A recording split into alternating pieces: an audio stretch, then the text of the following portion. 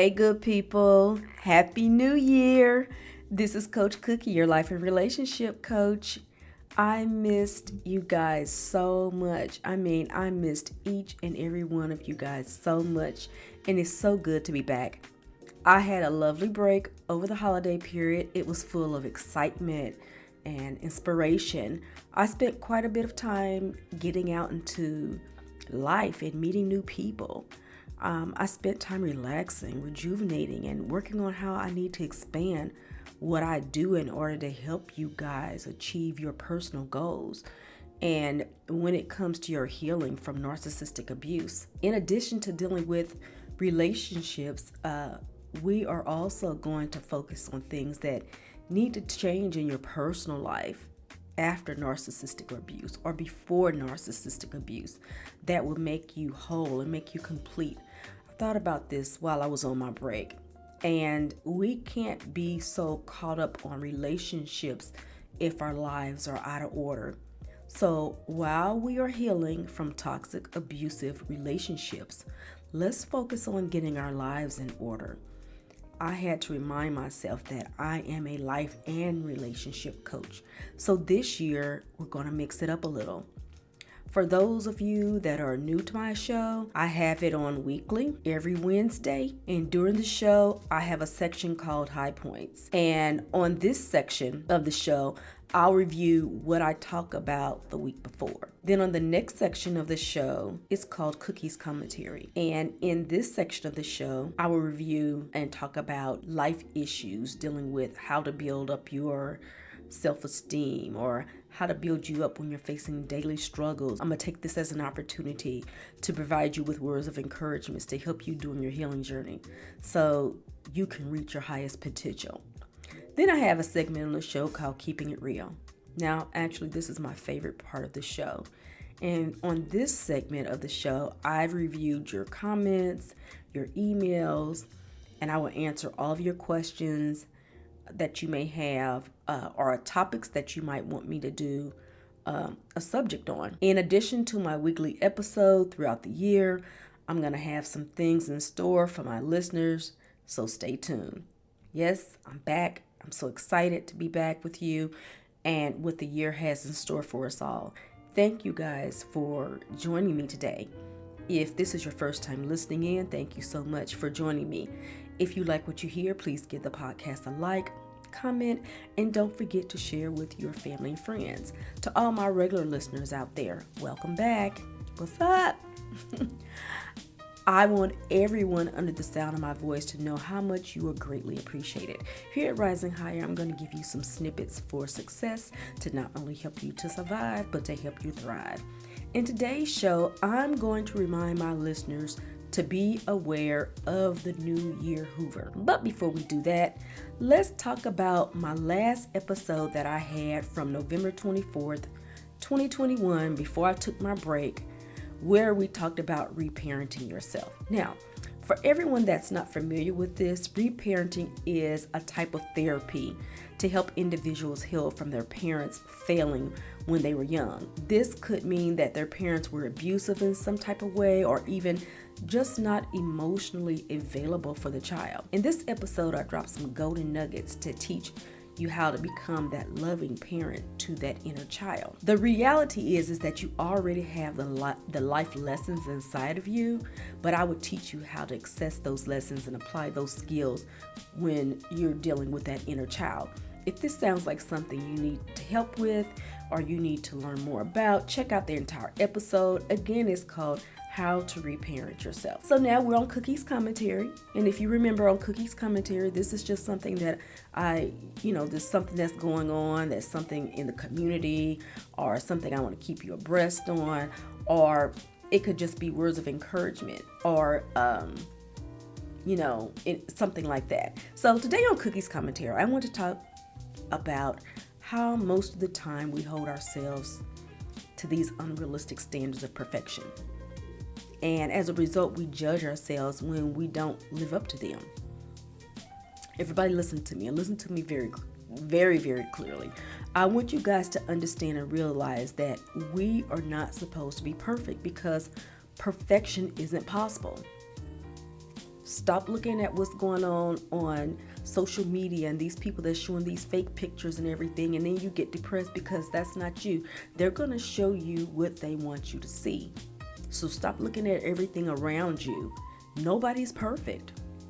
Nobody is perfect. It's not possible. We all have the capacity to change, learn, and grow no matter what the circumstances may be. As a life and relationship coach, I've had to deal with a lot of clients, and I've noticed how people can change and how they can transform.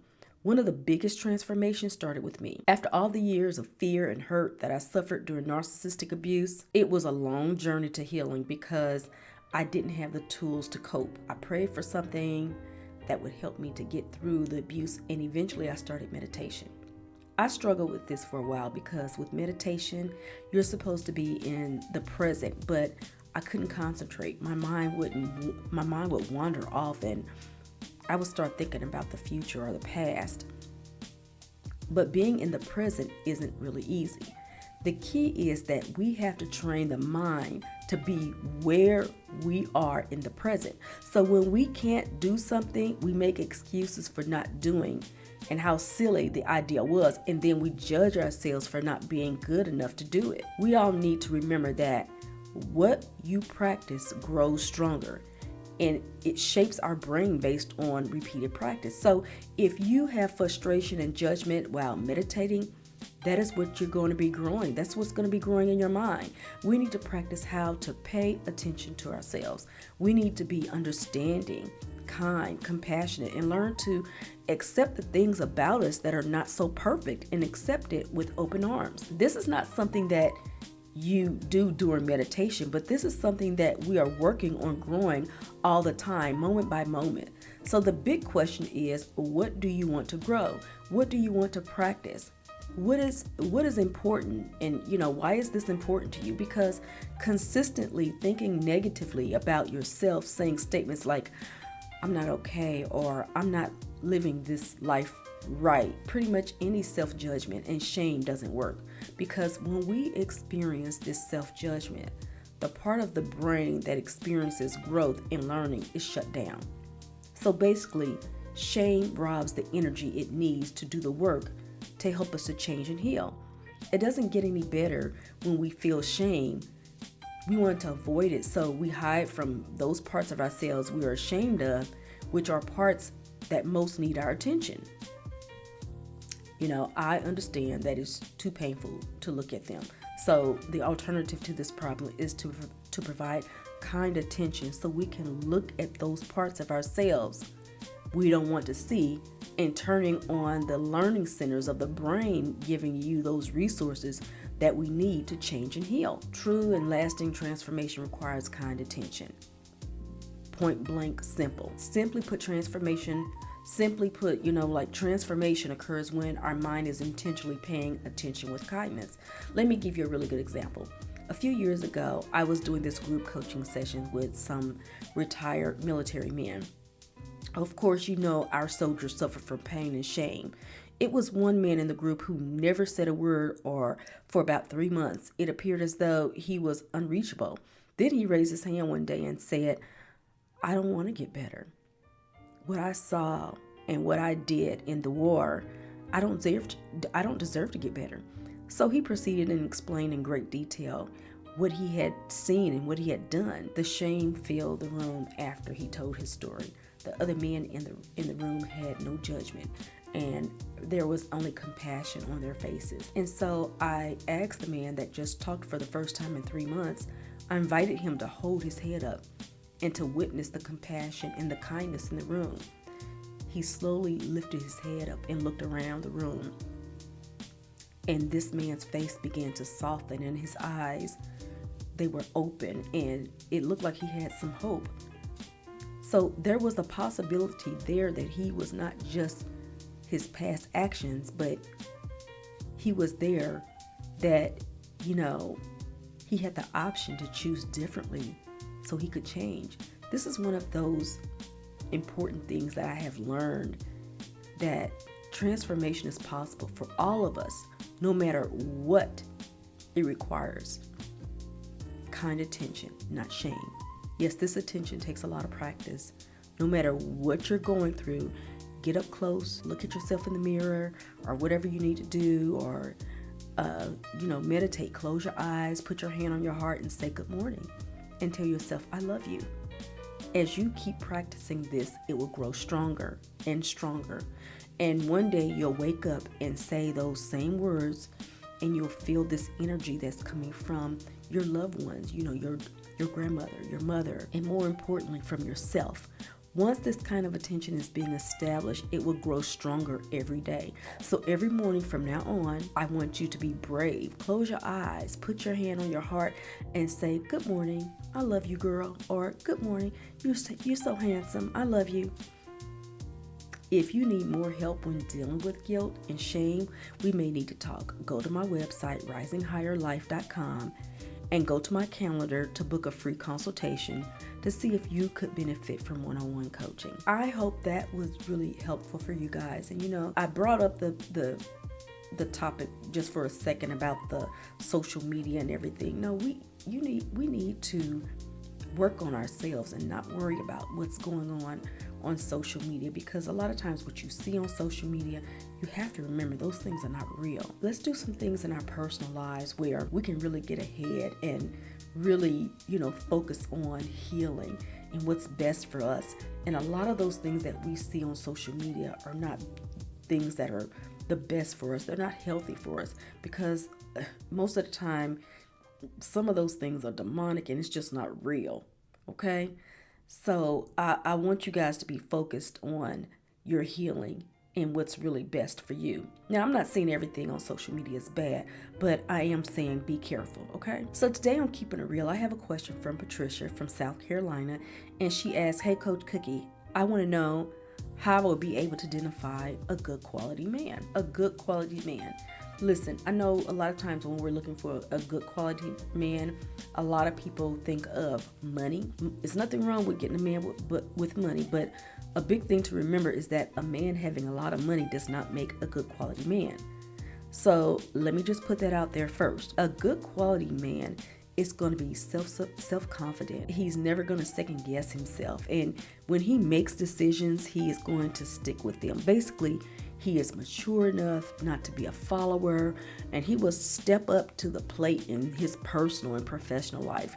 He is disciplined. He's organized. He's responsible to make sure personal and professional needs are up to date and completed. He will stay calm and find a solution with the most unsettling things. Basically, he has good manners at all times, not just when he's in public for everyone else to see. He has an open mind, and he's not afraid to learn new things or take on new challenges. He's not ashamed to ask for help when he needs it. He has a balanced personal and a professional life, and when he makes plans to do something, he's going to follow through with them. Let me say that one more time. When he makes plans to do something, he's going to follow through with it, and he's going to do it. For example, if he plans a date, a good quality man is going to book and confirm the reservations. These things show that a man's character, and he realizes and understands the importance of upholding a certain set of principles. A good quality man understands the importance of stability. He's not going to be afraid of commitment, whether it's himself or self-development, his job, a special project, or his relationship. He doesn't have to have a lot of women chasing after him. Let me say that one more time. He doesn't have to have a lot of women chasing after him in order to feel validated. He is content with having one special woman in his life who loves and appreciates him. Simply put, a good quality man would rather commit to things he values and rather than jumping from one thing to another and never knowing where he's at. He's not afraid to admit his faults. Instead of blaming everything on his partner, he owns up to his mistakes. That is a big clue that he values the relationship as a partner and on equal terms. There's not going to be a power struggle. There's not going to be a power difference, or I'm better than you, you're better than me. This who's first and who's last. It's not going to be that struggle. They don't focus on elevating themselves above others. Instead, they strive to succeed at whatever they do while helping those around them to succeed as well. So, These are just a few things to look for when trying to find a good quality partner, but not just for women, but for men listeners as well. Whatever you're looking for, you need to make sure that you can bring that to the table as well. Remember, we attract who we are. So if you're dysfunctional, and you have dysfunctional baggage, make sure you get rid of it before you start looking for a partner, because if you don't, you're going to attract more dysfunction. Okay? I love each and every one of you guys, and it's important to me to bring topics that are meeting your needs. So if you have a topic or a question that you want me to answer, email me at heycoachcookie@gmail.com. This hands down is really truly my favorite part of the show. Remember, if you want me to answer your questions, be ready, because you know I'm going to keep it real, right? I would like to say thanks to Patricia for such a great question today. Okay, let's jump into this. Let's get into the topic of the day. Don't fall for the new year, Hoover. Now, I know the holidays are over. This is the new year. But guess what? They're not done yet. So let's get into the topic of the day. Beware. We got this new year, Hoover. Yes, I know the Thanksgiving and Christmas, like I said, it's all over. But they're not done. They still have the new year, and think about it. Valentine's is just right around the corner. So let's talk about this, Hoover. So for many of my listeners out there who are not familiar with what a Hoover is, it's when the narcissist sucks you back into their web of control. Beware, because when they do this, it could be that you were in a romantic relationship with them, you were a best friend, but you got out of the relationship, or you stopped being their friend, and now they're coming back and they're begging for you to take them back. So let's talk about why this is happening. Of course, we know why the narcissist does most of the things that he does, and that's so he can get supply. It's all for the service for themselves, right? It's all about them. They're selfish, and they more than likely, they're not getting what they need from anyone else. So here they come, knocking at your door, coming back to you. So we know that this is something they are known to do all year round, but they do it a lot during the new year or the special occasions, the special holidays. I can hear them coming now saying, it's a new year and it's a new beginning. Let's do this again. It's a fresh start. Let's make a resolution together. I've changed. I'll do better. I have made this New Year's resolution to be a better overall person. Then they lay it on thick, because they know that special occasion is when you're more open to accepting what they are saying, because you don't want to be alone. Let me burst that bubble for you right now. And I want you guys to remember that the narcissist is empty on the inside, and they need to be around people who have what they don't have. And what better time than the new year and Valentine's Day to be around happy and joyful people? Their biggest tactic will be guilt and shame to get control over you. This is also true for narcissistic family members when you try to put up your boundaries. A really good tactic that they may use is popping up to help you. For example, if you have children, they may offer to help you with your children, or buy the children some clothes or some shoes, or take them to school, or they may pay a few bills that you have accumulated over the holidays. Be careful, because the narcissists are good actors. And if you're not careful, you will get caught back up in that toxic web of abuse.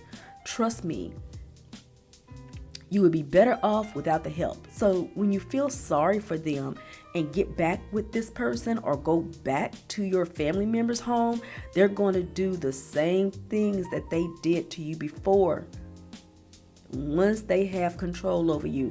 And yes, I hate to tell you that same cycle of abuse will continue. And sometimes when you go back, it's worse than it was before. One big tip to remember is to not share anything personal with the narcissist during the holidays or any special occasion, because if you're feeling like you're vulnerable, you're chatty, like you need someone to talk to, or you got to get some things off your chest, don't do that when it comes to the narcissist, because you are exposing yourself to someone you know you can't trust. It's okay to be vulnerable, but remember, do it with someone you can trust. If at all possible, answer any questions that you may have with one word. When they come to talk to you and come to visit you, they might ask you something like, well, how you doing? And you just say, oh, okay. Well, how are the kids doing? Oh, they're doing great.